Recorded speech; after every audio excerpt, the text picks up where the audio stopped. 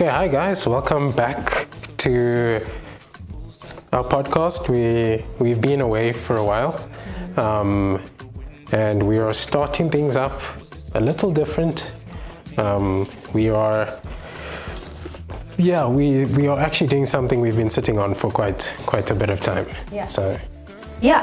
So, like Arthur said, we've not been here in a very long time, and that's because a lot happened last year. Between last year and now, it's been over a year. We're not finished. Yeah, it's been a very long time, and in that time, our business was growing, and we just had so much to do that I couldn't. At that time, it was just the two of us. Yeah. And I was taking care of all the social media and stuff and the everything. Podcast. I was literally just doing the website portion. Probably still am. So I couldn't handle doing the social media, so that had to be put on a backrest, which meant that the podcast as well had to be put on a backrest. We've not been here in a very long time, but now, since we are growing a bit, we actually have two very wonderful new interns that work with us. So that's given us time to come back to the social media. You'll see things have changed, things are going to be happening. And now we've got this podcast with a new name. The name is The Entrepreneur Narrative. The Entrepreneur's Narrative. It's a brand new name. We just last minute decided to change the name from the JCKFRUT podcast to the Entrepreneur's Narrative. So, as you may have seen before this, I don't know what our editor is going to do for the visual podcast. I don't know what they're going to do, but we've just cooked bagels. And the reason why we're making bagels is because I like bagels very much. And so that's going to be the new format of our new podcast. We're going to be having guests. The guests will be making what they like. Whatever they choose to make, they'll be making. And while they're doing that, we'll be asking chilled questions. So we didn't get to the chilled questions part of ours because we had some technical difficulties. I guess we'll talk more about what our podcast is after we actually put this together and actually taste it. Okay, so I'm having a sweet and a savory one. I don't know what this is, but it's a chocolate spread. Wait, what? You use that in your... Look, it looks nice. Nah? Arthur is really not a normal It's sweet. Wait, there's logic. Anyway, so it's a practically chocolate peanut butter spread and jam in this one. And then I actually still need to assemble this one. Yeah, so assemble and I'll let them know about mine. Okay, so I wanted cream cheese and jam bagel, half of the bagel, and then I used this chocolate and peanut butter spread on the other side, and then I wanted a salmon and cream cheese bagel. But then what happened was your girl bought the wrong salmon, and you will see because we're going to have a vlog version of a short vlog version of this on our Instagram. Go check that out. I showed the salmon that I bought. It was the wrong salmon, so I had to cook it. Look, I've never heard of not having to cook salmon. Because you don't know. Bro, I don't know. It's fine. I don't eat seafood anyway. And then the other disaster is I bought flavored cream cheese, forgetting that I wanted to use the cream cheese for a jam. Yes. Salmon. Yeah. So you can have two salmons anyway. We can have, you want? No, as in like salmon everywhere. No, I'm not doing that. I've got normal taste buds. Yeah. So, Atu, now that you know what bagels we're making and why we're doing it, we're going to explain a lot more after this. But where have we been? Last year, what was happening? Why were we not able? We were just a bit inundated with work. Yes, that's literally it. That's it. So we were, what we consider a growth phase. A mini growth phase, yeah. So not that we're making stacks of cash, but there's various aspects of our business that has grown. Yeah. So we have been extremely busy this past year. Yeah. Since the last time you saw us, we have been working. Okay, working. Yeah. Y'all. Squeezing in breaks here and there, but for the most part, we've been on the grind. Yes, and because of that, so it's been rather fruitful. So let's just talk about some of the highlights that we've had from last year, or in this period that we haven't been on the since the last episode. As you may hear, visually it looks better. No, I'm joking. But visually it looks better, and also we've got better sound. Yo, editor's note. I bet you are wondering, what better sound are you guys talking about? Or you'll probably start wondering during the course of this episode. We are asking the same question. But two things are true. We are novices in this game, and future episodes will be better. So please just bear with us on this one. Enjoy the remainder of this episode. So, those are some of the upgrades we've been making. But last year was a fun ride. We had. Do you consider that fun? I mean, there was work, yes, but there's fruits to the work that we were doing. Yeah, the upside is you actually see the fruits of your labor. Yes, you see the hard work that you've been putting in. Yes. Yes, the hours. Yeah. Last time we spoke about time management and 12-hour days. That's seemingly paying dividends. Yes, exactly. It is paying dividends. So, and one of the things that paid dividends is we won an award from a competition. So I entered a pitch competition with the Hollywood Foundation, and we gambling. No, it's not gambling. Don't give that impression. Not gambling. So they chose 20 winners, and our business was one of those 20 winners. So we won an award. We got some funding from that, which was nice. We also employed 2 new interns, and why were we able to employ 2 new interns? It's because I got into a fellowship, and the fellowship is actually investing in our business or funding our business. So that has really helped us a lot with our growth, actually. Things are going to be different for this business because of that fellowship. So we're very grateful for that.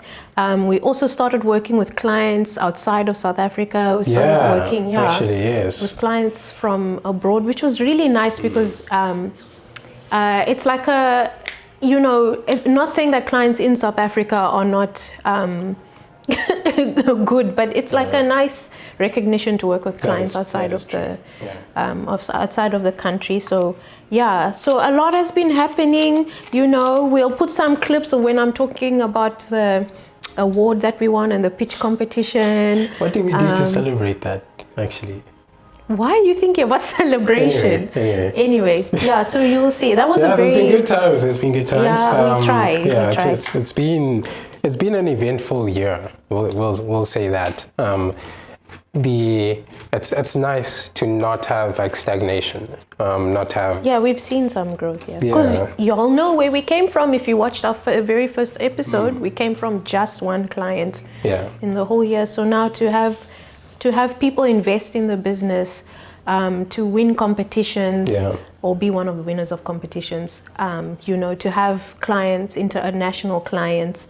Are you done? Yeah, do what you do. I'm sitting here chatting away to have that. I feel like we're forgetting, to be able to employ people full time. Yeah, and equitably. Yes. Also trying to form a nice work environment. And to build that work environment. But that's, I'd imagine that's everyone's, not everyone per se, but probably life gets at you as a business. Then there are things you can't do that you would have wanted to do upon starting a business. And that's what we're going to talk about, growth. Not everyone's growth looks the same. And sometimes Where's your skin? I'm not. Are you? What kind of question is that? I'm not having. Oh no! It's supposed to be crispy. I don't know about putting it in a bagel, but anyway. Sorry. I'm 100% not having it. Yeah. So we're very excited to share that. But for now, let's get into the food we are making because we have to rate it out of 10. To pay homage to the name of our podcast now, the Entrepreneurs. Actually, this is our champagne, because I don't drink. Yes, guys, I'm going to taste this one. So this was pretty disastrous. I bought the wrong salmon and there's no salt here. So I'm going to taste this one. Yeah, there's no salt. Oh man, so I know, because I don't put eggs in my salt. I mean, salt in my eggs. Eggs in your salt. Eggs in my salt. Yeah, so I'm going to taste this one, man. And I'm going to tell you okay, let me have out of 10.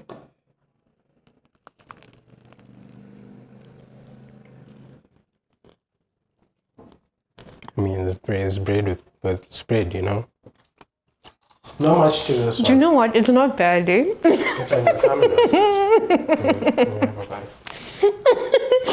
I actually like it.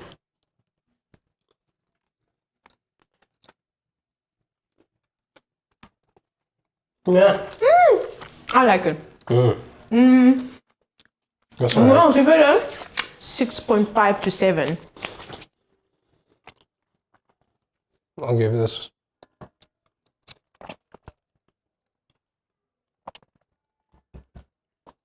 5. 5? Yeah. Oh yeah, but it's spread, you are yeah. Yeah, that's what let's see. What is this spread you nice? did the same thing, right? Huh? That's just no. This just has a chocolate. Yeah, exactly. Mine has one with chocolate, one with jam. But yours is crispy. Yeah, I'll give it a 5. It's not bad though, but it's not fantastic. All right. This is the one I've been excited for. Let me try my actual one. My breakfast bagel. Oh. Perfect. Oh no, I can't.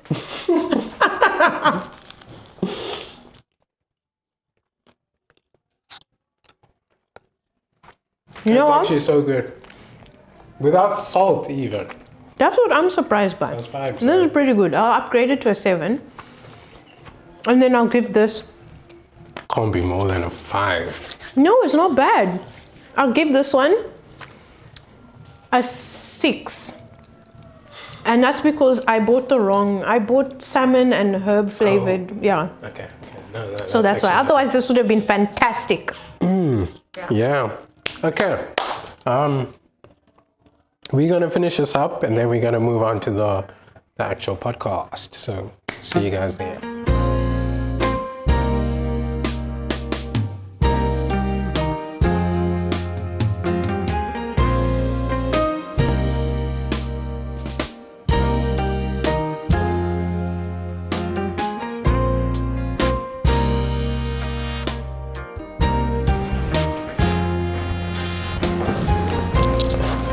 All right.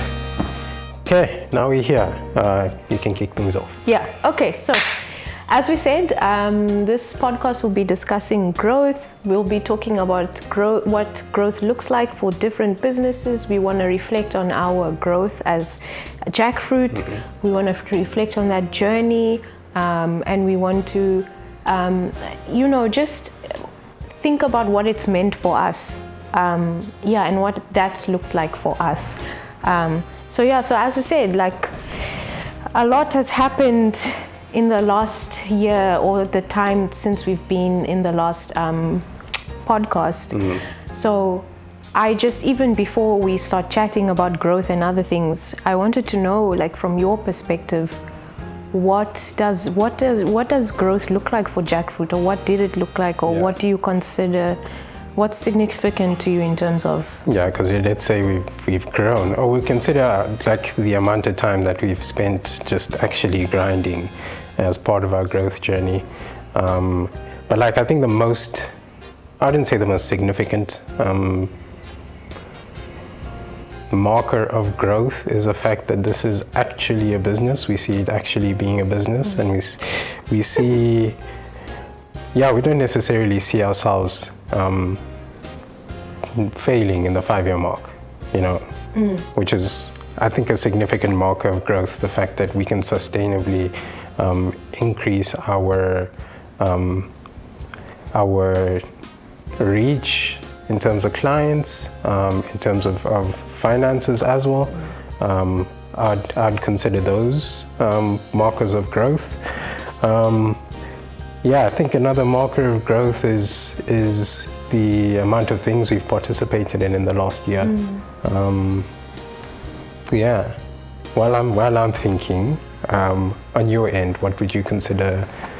Yeah, so you were chatting about, I just want to explain the reason why Atu spoke about the business not failing in 5 years' time is because in general, small businesses tend to fail around the 5-year mark. And when I mean in general, I mean like 80 to 90%, especially in South Africa.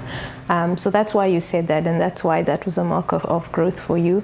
And then secondly, you were talking about building revenue, because in general that's what people regard as growth, and that's why we're discussing what growth means to both of us, because when we started this business, having massive amounts of profit was not that wasn't like our primary driver. That's not what drove our business. If it does for you, that's your business. We're not saying that it's a bad thing, but that's not why we started this business.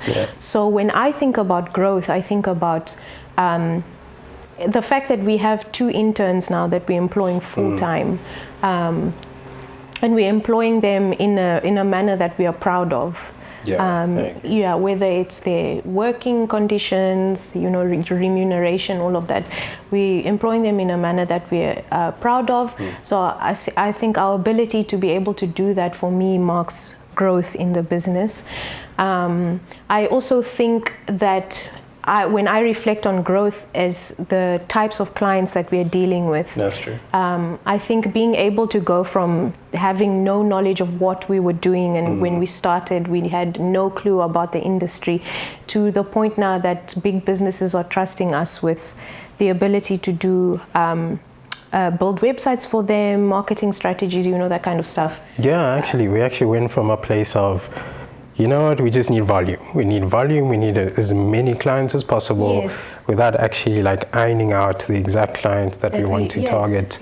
And I suppose we learned that the hard way when we started our marketing campaigns. And the people who kept reaching out to us were people who did not value... the return wouldn't be... They did not value the service. They just considered this like them ticking a box. And that's exactly what we didn't want to do. Them ticking a box of actually having a website and it not functioning in any way for their clients. So it wasn't going to be beneficial to them necessarily for the price they were willing to pay. So it went from that to us actually spending time and effort, and which is also another significant marker of our growth, is the knowledge that we've picked up over the years. That's what I was going to say next. Okay, go for it. So that's what I was going to say next, is getting to a point where we feel like we actually can help businesses, or like there's material value that we're producing for other businesses, because we've learned to the extent where we can actually say we know what we're doing. I think that's a major sign of our growth. Last year our business was in an accelerator program, which in and of itself produces lots of growth. So getting to do stuff like that, getting external funding, quite significant external funding, that kind of stuff, that means growth to me. And I think even for you, reflecting is when we've decided for ourselves what growth would look like for this business, and we've decided that growth, it wouldn't be if we have billions in the bank, but we're not impacting lives and we're not impacting the community well, then we wouldn't be proud of that kind of growth. So we don't want to measure that kind of growth alone. It is obviously important that we make money. That is why we're in business. But what you did say was essentially like a core value in our founding of the business. So its growth is not solely based on that. Based on finances and I guess the romanticization of actually having a business and growing. To be valued at billions. That's not what we want. That's not what we want to measure growth in this business. Also, before we move on to the other stuff, right? It's going to sound like our business has arrived. It hasn't. I don't want to create that impression. We are still, we're still a growing business. We've still got lots of, we actually, before we were at like minus position, now we are at zero. Now we are starting. We're still at minus, I'd say. You're still at minus? Yeah, like I think at this point, we're at the point where we actually have something to offer to our clients, let's just say.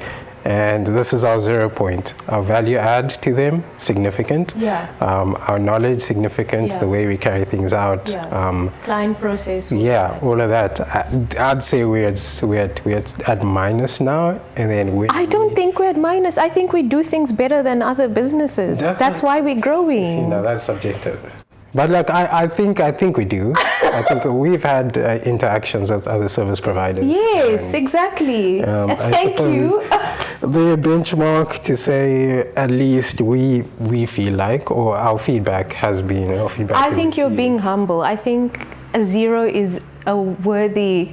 I do not think we are at minus. Let's say starting point. We are now where we can comfortably say we are moving forward now. Okay, I'll take it. Yes.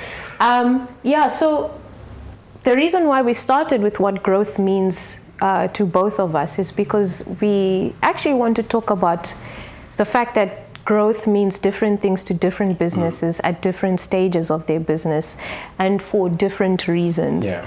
Yes. So, and I think that's very significant I think for entrepreneurs and founders, even when we started,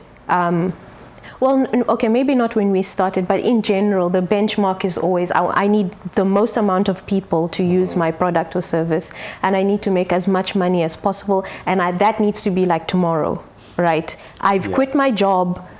Generally, businesses don't start in Silicon Valley. Yeah. So I've quit my job. I have nowhere else to go. By the 30th of this month, I need to be making lots and lots of. So that's what people consider, and that's what growth looks like in the minds of a lot of growing business owners.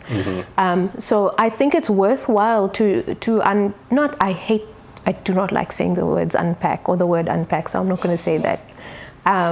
You said it already. I've said unpack. By inference. So I want us to look at that from different corners. No, I'm joking.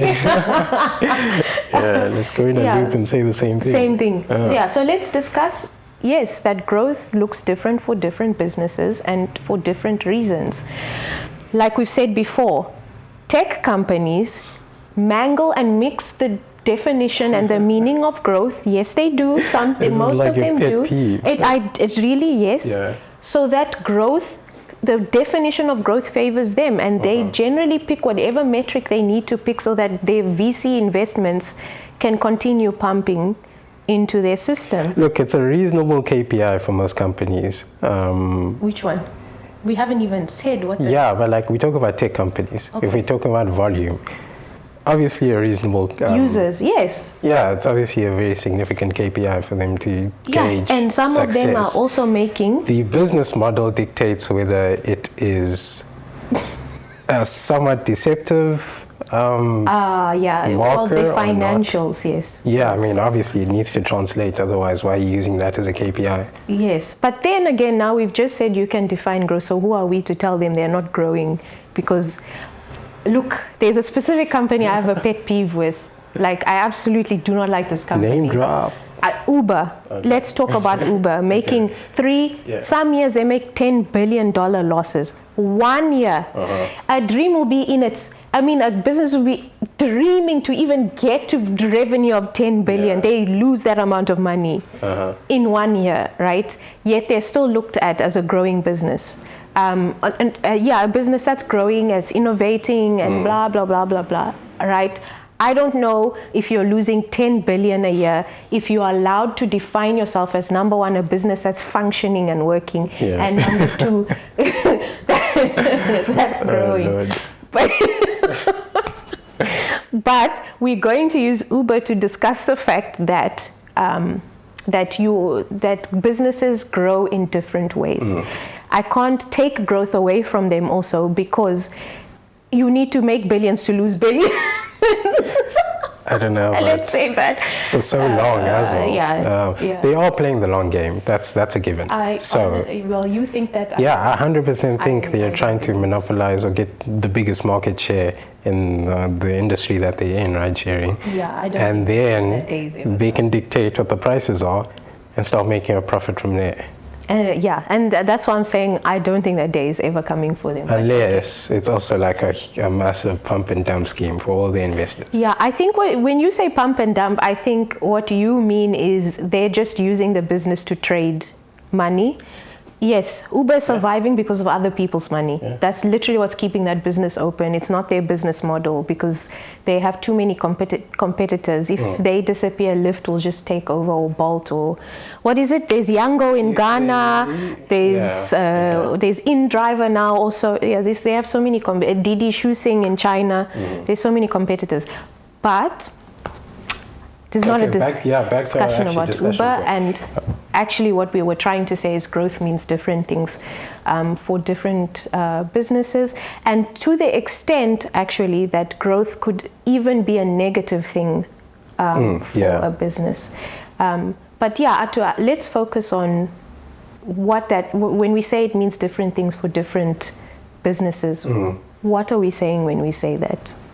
Yeah, so if we start with a business that just started, let's even use us as an example. Our success markers somewhat stagger in like significance, let's just say. You value the things that we celebrated was going from one client to like a couple of clients. Yeah. And then moving from there to having customers who are happy with what we've produced for them to the point where they're recommending us to other people. Everyone, yeah. Yes, that I'd consider. We're creating evangelists of our clients. Yeah. So as growth for companies can be viewed as that. In some sense, it's reach. It's customer satisfaction to the point where they are essentially driving your reach for you. Which is a growth marker. Especially from our perspective, when we really didn't know what we were doing at the beginning, and then having clients that are evangelists, basically. That's really that's initial. That can be a significant marker, whether you start from one client to 4 clients who've been recommended, or you go from 500,000 to 1 million who've been recommended. So I think throughout your journey, that's a growth marker. That can be how other businesses view themselves as growing. And sorry, you were going to say something. Yes, I was going to say, and I think that's important for growing business owners, is that recognizing, not looking just at profit as the thing that is saying their business is growing. Like we've said, there are businesses losing $10 billion a year. Yeah. They would never define themselves as not a growing business, not a growing. They won't. If you read the annual reports and stuff, we're fine, Yeah, but that doesn't mean they're growing. It means they've got a plan. Yeah, but they would never define that. But you as a small... could. I don't know. Maybe, you obviously probably know better than me in this case. But I wouldn't necessarily say they would say they're growing because their KPIs have a limit, obviously. There's literally a ceiling of how many people can use, how many individual people can use the service. Their product. Let me put it this way. So when we speak about growth, I think what we're doing is we are attaching it also to success. Right? Yeah, exactly. Yeah. Uber's never gonna say that they are not a success. They're gonna say we're in every continent on the planet. No, that's it. They will never define themselves as not a success. Nobody cares about that. However, a small business owner that the profit's not turning and the money is not coming, yet they have gotten to a point where they have 10 employees and they're in multiple cities. They may not feel like they are, number one, successful, and 2, growing, because the metric is that growth metric is so tied to to finances, yes, that it can make them overlook all and we've done that where we haven't recognized that actually we are growing, you know, because you're not able to stop doing this part-time, you know, So I think that's what it's important. Growth means different things to different businesses. Sometimes it could, I mean, a business could be around for 20 years, doing well for 20 years, and then the pandemic happens, and then your business is done. There's so many businesses went through that. So, and then what do you do after that? You could pick yourself up and, you know, look at the growth that's happened for the last 20 years and continue if you can. Sometimes it's not easy.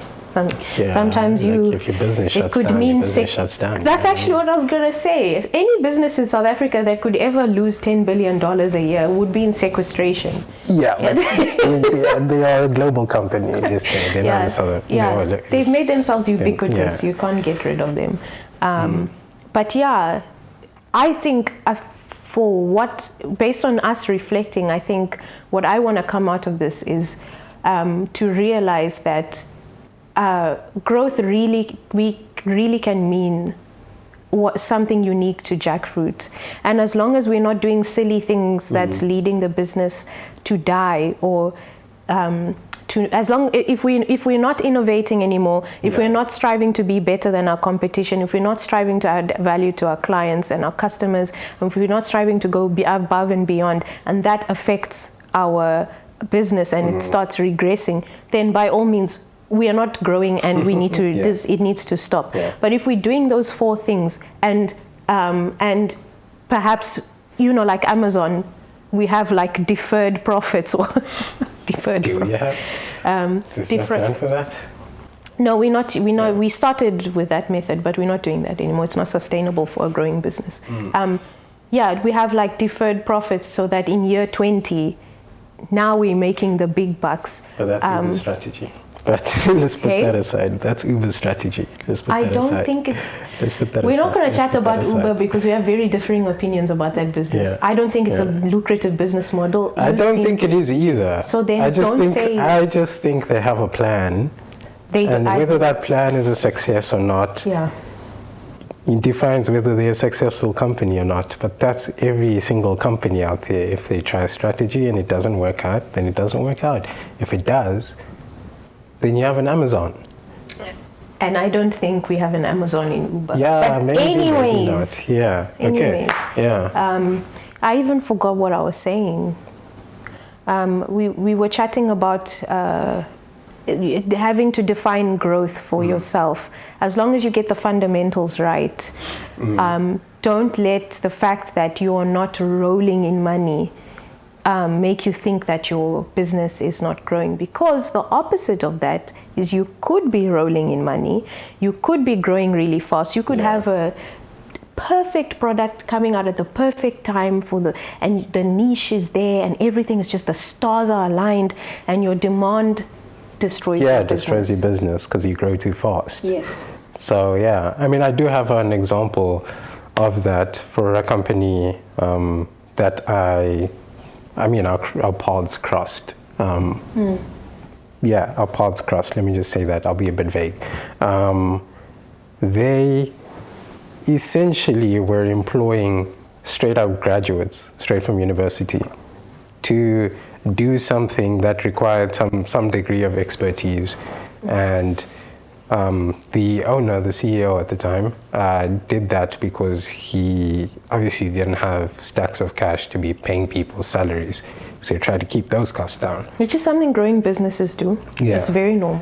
So that employing the wrong people is a function of, number one, you don't have the knowledge of what skills people require to carry out the tasks that you want them to carry out, or you've got your own ideas that doesn't translate to the employees. That's a significant one. That's one that we also, like, to a small degree, experiencing on our side, but it's on my side with time and such. I find managing is not as easy as Nobody said it's easy.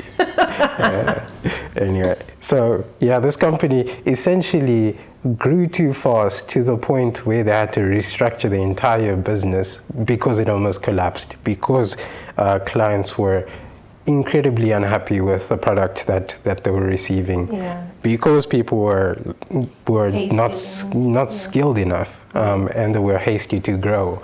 So that's an example of you can get people on board who are going to grow your business financially, but that does not mean that long term you're going to be successful.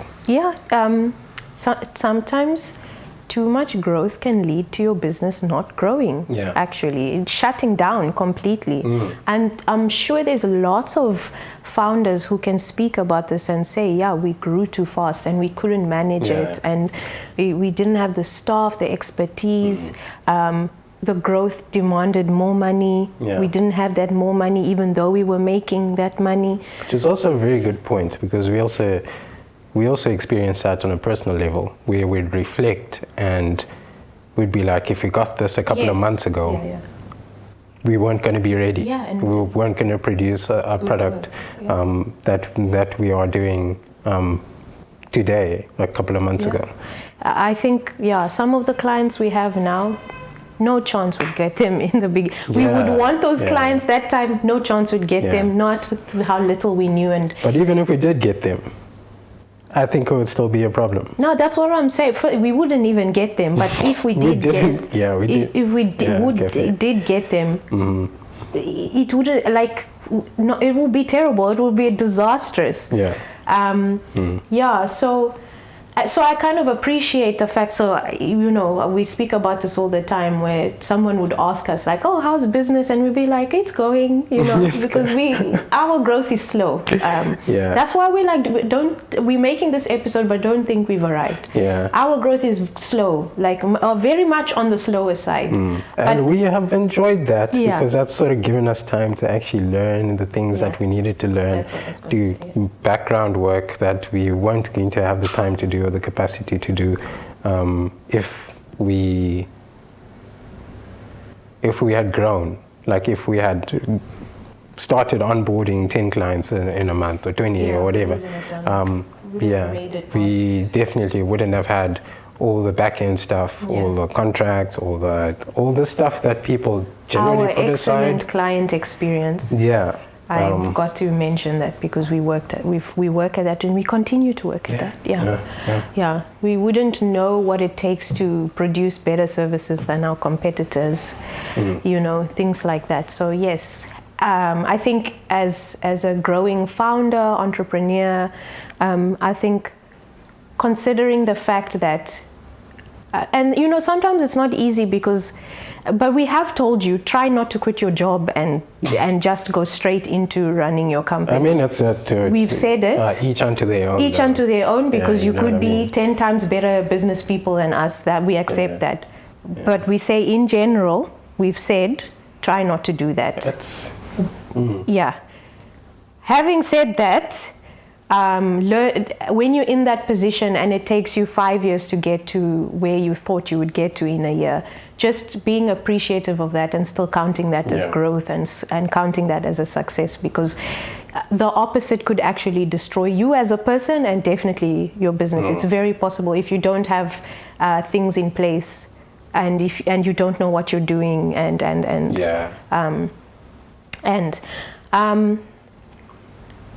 So is there a situation, or have we just spoken about it, when growth can go the wrong way? I mean, besides growing too fast, I can't really think not the wrong way, it doesn't go as planned. Growth doesn't go as planned. Yes, I actually want to talk, because that's a reality. Yeah, but growth not going as planned would mean that you're not prepared for growth. Not only not prepared, you're growing, everything is going well. You have 3 bad months and now you're not an entrepreneur anymore. Bad months. It could be anything. It could be, for most growing businesses, it's you're doing well and you have clients consistently for a long period of time, and then you don't have clients for 3 months. and then you need to get back to a job because you need income. That's especially if you're a solo entrepreneur, like you need income. That this thing that you were doing was what was giving you income. 3 dry months is more than enough time for you to have to now start looking for a job because you can't, and I'm asking this because these are normal journeys of normal people, and we don't talk about it because everybody just wants to hear about them making lots of money part. And of course. But that is not reality. For the most part. And it's not this podcast. It's not the Entrepreneur's Narrative podcast. The normal thing is that is a reality for a lot of people. What happens when growth looks like that? Where genuinely you have grown, you've sustained yourself, you've sustained yourself for many, many months, many years even. But then something happened, and now you thought this was the year you would actually buy yourself the sports car. Or you are a solo entrepreneur and the growth looks like, I have too many clients. Yes, you're managing them, but I'm working all on my own and I have too many clients and I can't manage all of them. And I need to, because I was watching an entrepreneur speak about how he fired all his clients one year because he couldn't take his clients. Yes, he said he cut all his contracts with his clients because he couldn't take the amount of work he was doing. It was destroying him. Okay. So what happens when that growth doesn't go as planned? Because that's a perfect scenario. This person's making money, their business is thriving and doing well, but they can't stand it anymore. They don't enjoy what they're doing. Yeah, that's a tough one to answer because it is like a personal. It's obviously situational, so you can't really speak to that. I mean, if you're talking about having a breadth of forms of income, let's say, then it's like you have your business, and maybe if in a situation like me, then you have something to fall back on. If you don't, I feel like it's a huge loss. I don't know how well you can prepare for a slump that is out of your control. That's the point I'm trying to make. You can't prepare for it. Yeah. It's normal life. You can't prepare for it. The best you can do is just in that moment choose to see the positives and choose to say, this is a very normal thing that happens to very many businesses. Even massive businesses go through these things, especially in the case where that you were doing well for such a long time and then something happened. That is life. Yeah, I mean, it obviously shouldn't be a reason to quit. You don't even have to quit. You can, if you can, try and get the ball going again. Yeah. But I think that's not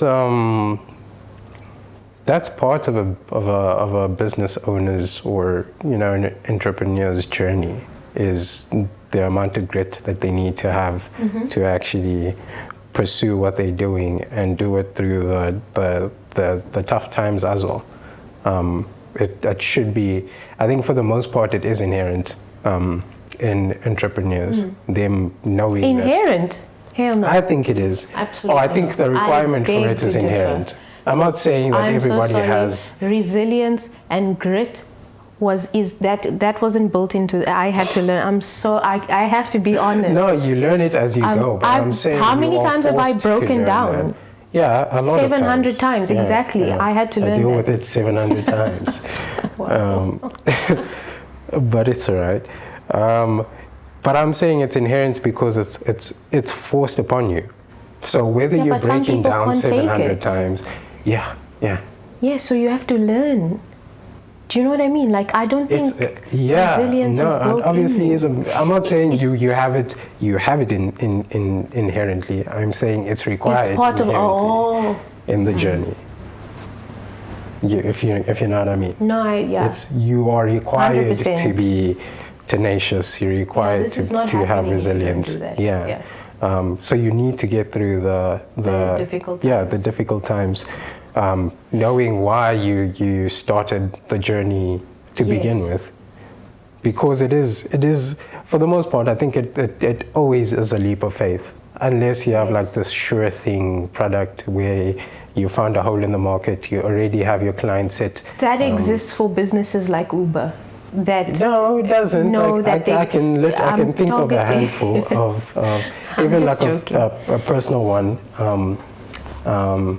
So no, I'm just joking. I'm joking. Okay, I'm not going to get into that. Yeah, you can't get into that. But also, the businesses like that, you know, businesses. You mean like the golden opportunity type of thing? Yeah, for the most part. It's called golden for a reason.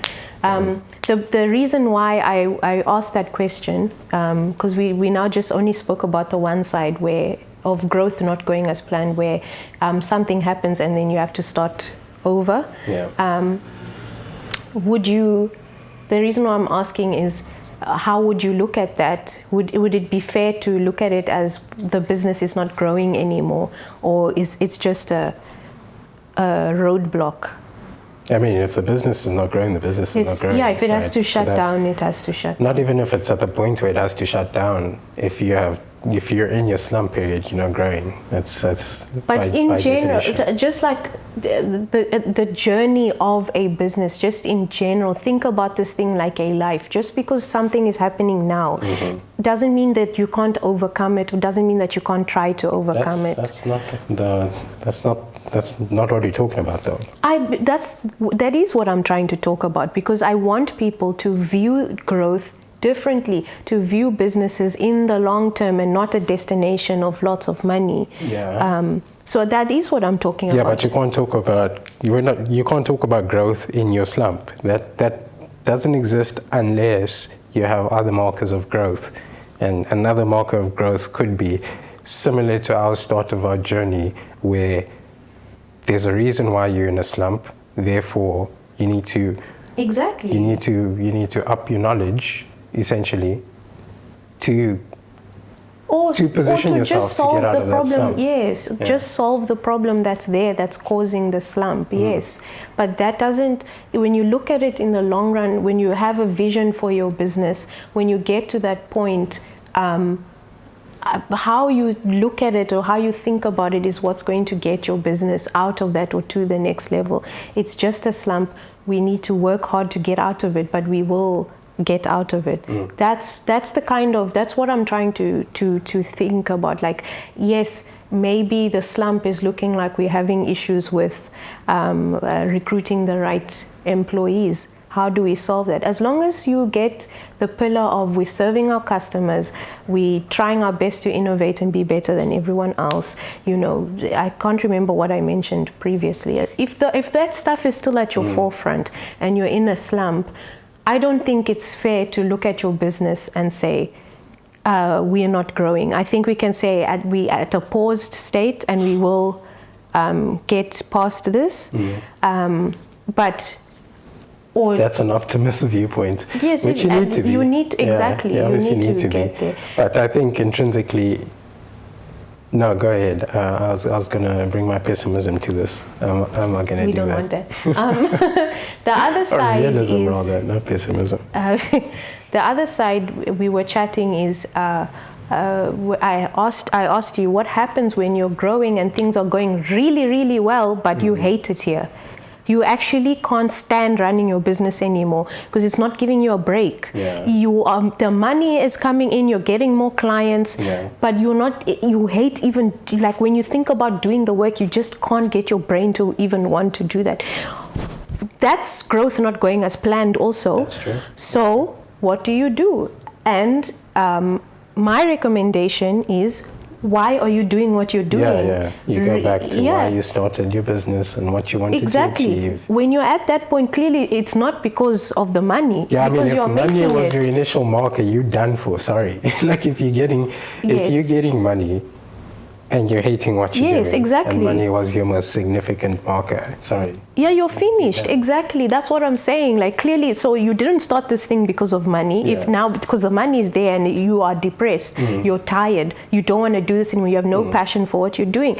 What that guy did is he fired all his clients because he said he can't do this anymore. what you could do in that stage is to ask yourself, why did this thing start? And how am I going to define growth in the future? Because it clearly is not money. It clearly is not having all the clients in the world. That's not making my life any easier. I think also what you could do is try to delegate and blah, blah, blah, blah, blah. Maybe not work all of those hours on your own. But if you're at the point where it's killing you to get out of bed to work on your business, right? And I'm not talking about a stage where it's a slump, because that's different. Those are different solutions. But you're doing well, everything is going right, and it's killing you to do this thing. Pause, take a break, ask yourself, why am I doing this? Ask yourself, how am I going to redefine what growth looks like? Because it's clearly not this. And then go from there. You know, problem solve from there, but you need to you need to think why you're doing this, right? Money would still be important because you need to survive, and that's why you started your business. But but it's not that. So I wanted to find out what has been integral to our growth as a business. From my perspective. Just name one thing. From my perspective. What's been integral to the growth of our business is our desire to be better than the rest, and not just better by a little bit, blowing the competition out of the park. We are coming for you. Just joking. And if you're better than us, we're going to learn from you. I think that's what set us apart. Like if people look at us, like I remember once we had a client that was shocked that it was just the two of us working on this business. They thought it was like some professional, like well-built company, and that time we were like crying and fighting for our lives. Working long hours, which has not changed, but you know, and that's because we just always strive to look the best, be the best, serve the best, do the best, everything the best. I think that's number one. Yeah. Okay. On my end, I would say our desire to learn. I'd say our desire to learn. We are always looking to push the spectrum in our individual parts of this business. Yeah, maybe we should chat to people about how we actually handle this business. Oh yeah, just the two of us, like what roles. I'm an auxiliary. Stop. Continue answering your question. Oh man, but I was saying, like, our willingness to learn, whether it being out of necessity because there was just things that weren't going right, or portions where we felt like we just lacked the knowledge and we needed to upskill ourselves, or it's part of like the interesting portion, or the part that we find exciting is pushing the spectrum, learning how to apply things. How to apply things in a way that is going to lead us to growth, which is part of the stuff we've been doing in our busy portion since we did our first podcast episode. So I'd say those. I mean that. Yeah. Yes, I do agree with you. That perhaps having the correct systems in place, like knowing what's happening with our finances, having great customer service, knowing what makes our product valuable, all of that. Like, I think, having great systems in place, a willingness to learn, and just striving to be better than our competition all the time.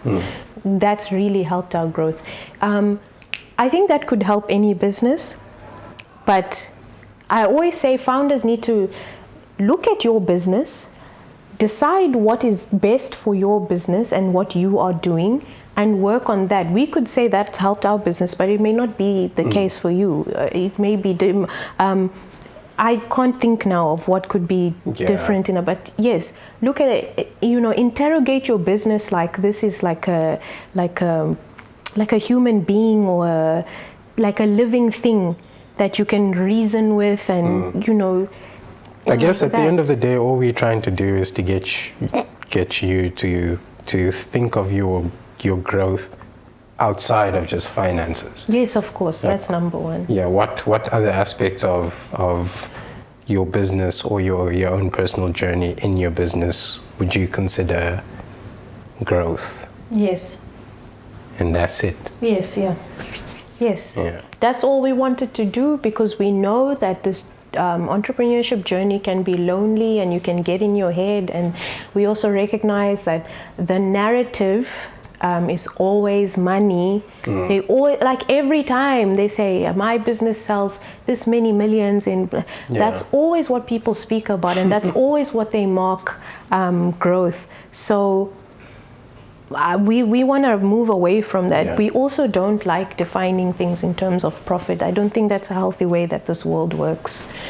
So we kind of want to move away from that. And we want, the whole point of this podcast is so that it's a safe space, a comforting space, a relatable space for founders of growing businesses. And that's why we choose to speak about, because we could have gone here and just given a lecture about, are you making millions? No. So I'm so sorry. Yeah, this is how you do it. We'd have to lecture ourselves first to get there, and then as a proof of concept. Yes, and then we can come tell you all how to do it. Yes, because don't get it wrong, we have not arrived. We're at ground zero. Ground zero.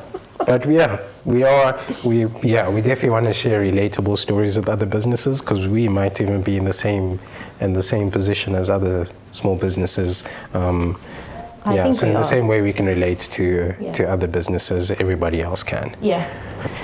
Okay. I think that's today's episode. I think what we wanted to say about growth is try to define it for yourself, as long as you're getting the basics right. Yeah, and don't define it like tech companies, no? Do not define it differently, because you need VC funding to continue pumping your bad business idea. However, define growth as long as you get the basics right. Define it for yourself, because it doesn't have to be money, it doesn't have to be thousands of people have your product. From us, we found actually having less people, more lucrative clients has worked better from us, less and more lucrative. And two, growth is not linear. No business just has continual growth. I actually thought about it, even those businesses with evergreen contracts with governments, it doesn't mean that they just got to a point and then maybe it stagnates. Which is fine as well. No, that's fine, but I'm just saying growth isn't always just continually going up, unless you are a business that's funded by other people's money. But growth is a continual.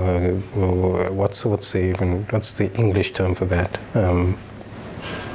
Anyway, I don't know. But it's active, right? So you can't be growing and be a company that's reached its cap. You didn't consider yourself a growing company still. But anyway. You would have to find a way to consider yourself a growing company, but I see what you're saying. But that's what, anyways, what we wanted to say is that growth can look like this sometimes. But it can look like this, but it's still, it's still a line that's going upwards. If you look at the peaks and troughs, they're still going upwards. Yes, and I think maybe just as growing business owners, just being willing to accept the slow and steady growth that will eventually lead to success, but it is slow and steady, and that's okay. 100%. Anyway, guys, looking forward to seeing you guys in the next episode. Or speaking with Charles, because this is also an audio podcast. Okay. Well, you'll hear our voices one way or another in the next episode. Good luck, and we'd love to hear your growth stories. We'd love to hear what you consider to be growth. So if anyone wants to share, we'd be happy to get that. But until then, we'll see y'all. Goodbye. Bye. Goodbye.